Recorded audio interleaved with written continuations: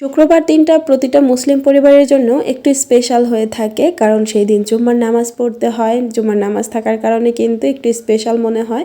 সেই সাথে বাচ্চাদের স্কুলও বন্ধ থাকে, এ কারণে বাচ্চাদের মনেও কিন্তু অন্যরকম একটা আনন্দ কাজ করে।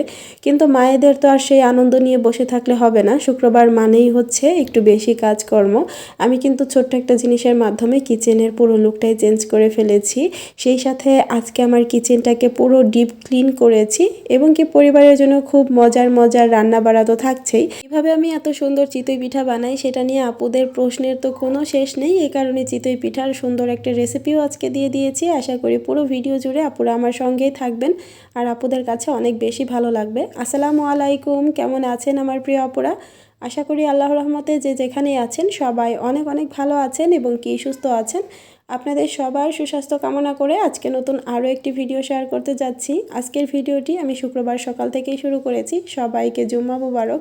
যদিও ভিডিওটা আমি বেশ কয়েকদিন পরেই শেয়ার করছি। ভিডিওটা গতকাল যাওয়ার কথা ছিল, তবে ওই যে ব্যস্ততার কারণে আর কোনোভাবেই কুলিয়ে উঠতে পারলাম না, এ কারণে দিতে পারলাম না। একদিন লেট হয়ে গেল। নর্মালি আমি চেষ্টা করি একদিন পর পর ভিডিও দেওয়ার, তবে দিন যত যাচ্ছে ব্যস্ততা মনে হয় তত বেশি ঘিরে ধরছে। এই কারণে আসলে এখন আর সময়ের সাথে কুলিয়ে উঠতে পারছি না। তারপরও চেষ্টা করছি প্রতিনিয়ত আপনাদের সাথে অ্যাক্টিভ থাকার জন্য।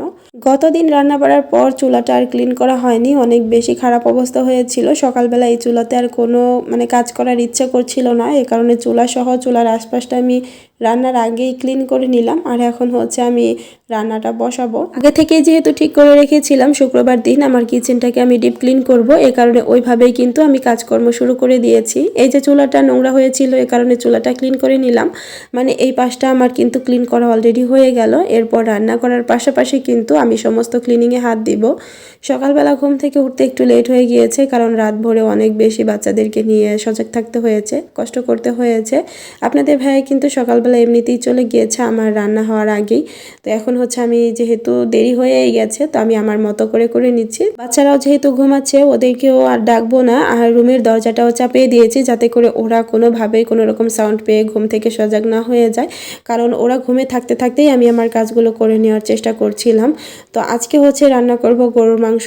আর সকালবেলা পিঠা বানানোর কথা ছিল, আপনাদের ভাই গরুর মাংস দিয়ে পিঠা দিয়ে খেয়ে যাবে এরকমই প্ল্যান ছিল। তবে ওই যে সজাগ তো পেলামই না, তো পিঠা আর বানানো হলো না। তো দুপুরবেলা হচ্ছে পিঠাটা বানাবো। তো সকালবেলা ভেবেছি অল্প একটু পোলাও রান্না করে দিব যাতে করে রোজা খুশি হয়ে যায়, কারণ বাচ্চারা এমনিতেই দেখবেন পোলাও, মাংস, খিচুড়ি, তা বিরিয়ানি এই টাইপের খাবার একটু বেশি পছন্দ করে।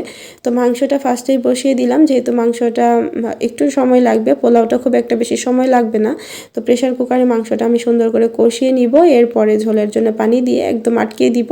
তখন কয়েকটা সিটি দিয়ে নিব, তাহলেই হয়ে যাবে। তো এদিক থেকে গতকাল যে থালা বাসনগুলো ধুয়ে রেখেছিলাম সেগুলো আমি গুছিয়ে নিচ্ছি, এরপরেই মূলত আমি কাজগুলো করব।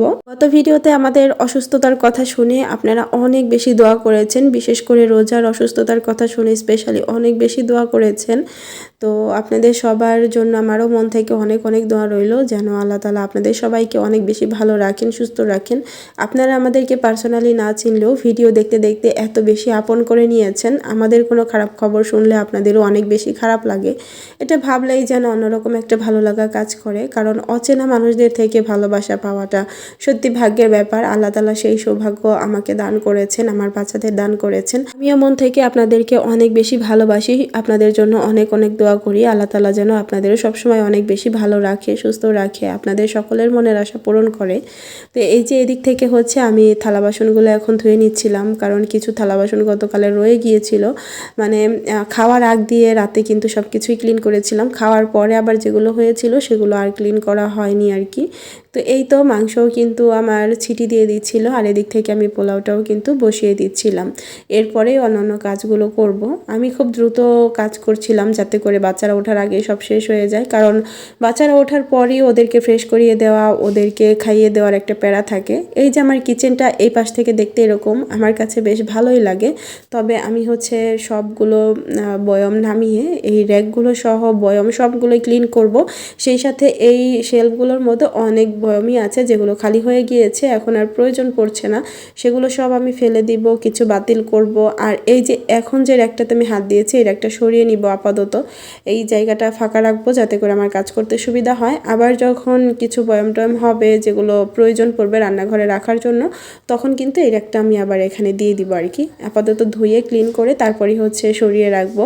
আর এই যে কাঠের যে শেলফটা দেখতে পাচ্ছেন এটা থেকেও সব কিছু নামিয়ে নিব। আমি হচ্ছে সব কিছু একেবারে নামিয়ে নিচ্ছি, তবে সব কিছু একেবারে ক্লিন করে তারপর গোছাবো না। দেখা গেছে এই যে এখন কাঠের শেলফ থেকে সব কিছু নামিয়ে নিচ্ছিলাম, এগুলো সবই এখন ক্লিন করে এই শেলফটা গুছিয়ে ফেলবো যাতে করে কিছু জিনিস কমে যায়। এরপর আবার আরেকটা শেলফ ধুয়ে ক্লিন করে সেটার মধ্যেও প্রয়োজনীয় জিনিসগুলো রেখে দিব। মানে এভাবেই একটা একটা করে ক্লিন করব, একটা একটা করে গুছিয়ে ফেলবো আর কি। সব একেবারে ক্লিন করে তারপর গোছাতে গেলে দেখা গেছে অনেকটা সময় চলে যাবে, আর বাচ্চারা এদিক থেকে উঠে গেলে সব এলোমেলো থাকবে। এ কারণে যতটুকু করছি অতটুকু গুছিয়ে ফেলছি যাতে করে খুব বেশি এলোমেলো না হয়। তো এই যে শেলফটার মধ্যে হালকা একটু ধুলাবালো পড়েছিল, আমার এদিক দিয়ে তেল চিটচিটে খুব একটা হয় না যেহেতু চুলার থেকে বেশ অনেকটাই দূরে, তো একটু ধুলার মতো পড়েছিল, সেগুলোই আমি ভেজা কাপড় দিয়ে সুন্দর করে মুছে নিয়েছি। আর এই যে চামচের যে স্ট্যান্ডটা এটা কিন্তু একদমই ক্লিনই আছে, আমি কয়েকদিন আগেই ক্লিন করে দিয়েছিলাম, এই কারণে এটা আর ক্লিন করার প্রয়োজন পড়লো না। সেই সাথে হামানদিস্তা এটা তো প্রতিনিয়তই ক্লিন করা হয়, তো এটার আবার দরকার নেই নতুন করে ক্লিন করার। আমি হচ্ছে ব্লেন্ডারটা খুব ভালো করে মুছে তারপর এখানে রেখে দিব। আমি যেহেতু শিলপাটায় কোনো কাজই করি না এ কারণে ব্লেন্ডারটা আমার খুবই ঘন ঘন দরকার হয়, এ কারণে আমি উঠিয়ে রাখতে পারি না, যেহেতু ওটা প্রায় সময় দরকার হয়, উঠিয়ে রাখলে বারবার নামানোর একটা ঝামেলা করতে হয়। এই কারণে আমি এই শেলফটার মধ্যেই রেখে দেই, হাতের কাছে থাকে, কাজ করতে আমার বেশ সুবিধা হয় আর কি। আমি আমার প্রয়োজন অনুযায়ী সব কিছু আর কি গুছিয়ে নিয়েছি। এই যেখানে যে মশলার বক্সগুলো আছে আমি হচ্ছে এই যে এই বক্সগুলো বের করে নিলাম যেগুলোর মধ্যে মশলা রাখা আছে, এগুলো সরিয়ে রেখে এখন পুরো বক্সটা ধুয়ে দিব। আর এই যে এটা তো আর সব কিছু ঢালা যাবে না, তো এই কারণে এটা ঢাকনাটা শুধু ধুয়ে দিব, আর বাদ বাকি বক্সগুলো কিন্তু পরিষ্কারই আছে। তো এই যে অফ ক্যামেরাতে আমি কিন্তু ক্লিন করে নিয়েছিলাম, এরপর শুকনো কাপড় দিয়ে মুছে একদম পরিষ্কার করে নিয়েছি, এখন এগুলোও জায়গা মতো গুছিয়ে রাখলাম। তো এরকম করে একটা একটা করে ক্লিন করবো আর একটা একটা করে গুছিয়ে ফেলবো আর কি। আর আমার কিন্তু এখনও ঠান্ডাটা পুরোপুরিভাবে ঠিক হয়নি, এখনও নাকে অনেকটাই ঠান্ডা আছে, কথাগুলো নাকে আটকে পড়ছে। আমার কথাগুলো শুনতে হয়তো বা আপনাদের অনেকটাই কষ্ট হচ্ছে, তো আপুরা প্লিজ বিষয়টা ক্ষমা সুন্দর দৃষ্টিতে দেখবেন। গতকাল আমরা হচ্ছে একটু বাজারে গিয়েছিলাম, তো সেখান থেকে এই কর্নার শেলফটা আমার খুবই পছন্দ হয়, আমি এর আগে দেখেছিলাম তখন নেওয়া হয়নি, তো এবার হচ্ছে নিয়ে নিলাম। তো এটার যে হুকগুলো আছে আপনাদের ভাইকে দিয়ে গতকালই আমি লাগিয়ে নিয়েছিলাম। এখন হচ্ছে কর্নার শেলফটা আমি বসিয়ে দিলাম, এটার মধ্যে 4 কেজি পর্যন্ত ওয়েট নেওয়া যাবে দোকানদার বলে দিয়েছিল। আর স্টিকারগুলো নাকি মানে ওয়াল হুকগুলো নাকি খুবই মজবুত, তো এখন দেখা যাক কতদিন ব্যবহার করতে পারি। এটা পড়ে গেলে আসলে আমার জন্য খুবই কষ্টকর হবে, কারণ আমার এই যে এখানে ভীম লিকুইডগুলো রাখতে গেলে একটু সমস্যাই হয়, মানে কাজ করতে অসুবিধা হয়, কারণ ঝুড়িটা বেশ দূরে হয়ে যায় আর এখানে অনেকটা জায়গা আটকে থাকে। আমি চাচ্ছিলাম যে কিচেন কাউন্টার টপের জায়গাটা একটু বাড়ানোর জন্য, এই কারণে এটা নিয়ে এসেছি। তো হুকগুলো কিন্তু আমার ওই কর্নার শেলফের সাথেই দেওয়া ছিল, তো অনেকেই কর্নার শেলফের দামটা জানতে চাইবেন, তাদের উদ্দেশ্যে বলে দিচ্ছি। এটার দাম সম্ভবত 180 টাকা ছিল, আমি একটু দামাদামি করে 150 টাকা দিয়ে নিয়েছি। তো ওখানে যেহেতু ভীম লিকুইড আর হচ্ছে মাজুনিটাই রেখেছি, তো ওই কর্নারটা যেন একটু দেখতে সুন্দর লাগে, ভালো লাগে, এ কারণে আমি কয়েকটা ফ্রেশ গাছও এখানে দিয়ে দিচ্ছি। এই যে বয়মগুলোতে আমি মশলা রাখতাম, তবে এগুলো এখন বাতিল করে ফেলেছি, মশলা রাখবো না, এই কারণে ভাবলাম এটার মধ্যে গাছ রেখে দেই, কারণ গাছ রাখলে বেশ ভালোই লাগবে। আরও কয়েকটা বয়মও কিন্তু আমি খালি করেছি যেগুলোর মধ্যে আমি হচ্ছে মানি প্লান্ট গাছ লাগাবো, সুন্দর করে টবের মতো ব্যবহার করব মাটি দিয়ে। তো দেখা যাক যখন করি তখন আপনাদের সাথে শেয়ার করব। কিছু কিছু জিনিস আছে যেগুলো একদম ফেলে না দিয়েও কিন্তু কাজে লাগানো যায়, আর বেশ ভালোই লাগে দেখতে। তো আপনাদের কাছে এখন এই কর্নারটা কেমন লাগছে আমাকে জানাবেন। আমি উপরের দিকে একটা ওয়াল স্টিকার লাগিয়ে সেখানে কিন্তু চপিং বোর্ড আর হাত মোছার টাওয়ালটা রেখেছি, আর তার নিচের অংশেই মূলত এই কর্নারটা লাগানো আছে। তো ভাবলাম এই যে যে ছোট ছোট দুইটা ডাল ছিল পানিতে, তো বড় ওই যেটার মধ্যে আমি গাছ রাখলাম পানি দিয়ে, ওটার মধ্যে যদি এই দুইটা রাখতাম একদম ভিতরে পড়ে যেত, দেখা যেত না, এ কারণে ছোট্ট একটা তিব্বত পমেটের কৌটো নিয়ে এসেছি কাচের, এটার মধ্যে রাখলে কিন্তু বেশ ভালোই লাগবে। তো ভাবলাম এটার মধ্যে এই দুইটা ডাল দিয়ে এই কর্নারটাতে রেখে দেই, এতে করে দেখতেও একটু সুন্দর লাগবে। গাছ যেহেতু আমার খুবই পছন্দ, তবে ব্যস্ততার কারণে সময়ের অভাবে মনের মতো আমি বাগান করতে পারি না, তারপরেও চেষ্টা করি একটু একটু করে সব জায়গাতেই গাছ রাখার জন্য, এতে করে আমার কাছে দেখতে খুব ভালো লাগে, মনে হয় চোখের ও মনের প্রশান্তি আর কি।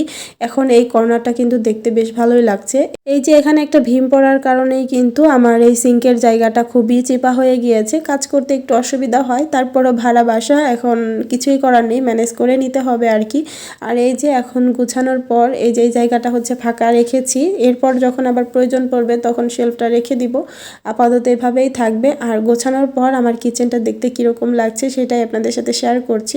আমার কাছে কিন্তু মাশাআল্লাহ এখন বেশ ভালোই লাগছে, কারণ আপনি যে কোনো জিনিসই যখন পরিষ্কার পরিচ্ছন্ন চকচকে ঝকঝকে দেখবেন সেটা সাধারণ হলেও অসাধারণ লাগবে। ওই যে ওখানে একটা গুঁড়া দুধের প্যাকেট রেখে দিয়েছি, জারটা ভেজা আছে, তো কাঁচের জারটা শুকালে ওটার মধ্যে গুঁড়া দুধটা রিফিল করে নিব। আর এদিক থেকে পোলাও আর মাংস রান্না করা আছে, চুলার উপরে রেখে দিয়েছি। বাচ্চারা এখনও ঘুম থেকে ওঠেনি, তো উঠলে ওদেরকে হচ্ছে ফ্রেশ করিয়ে তারপর খাইয়ে দিব। আর এদিক থেকে ঘর দোরের অন্যান্য কাজগুলো আমি করে নিব।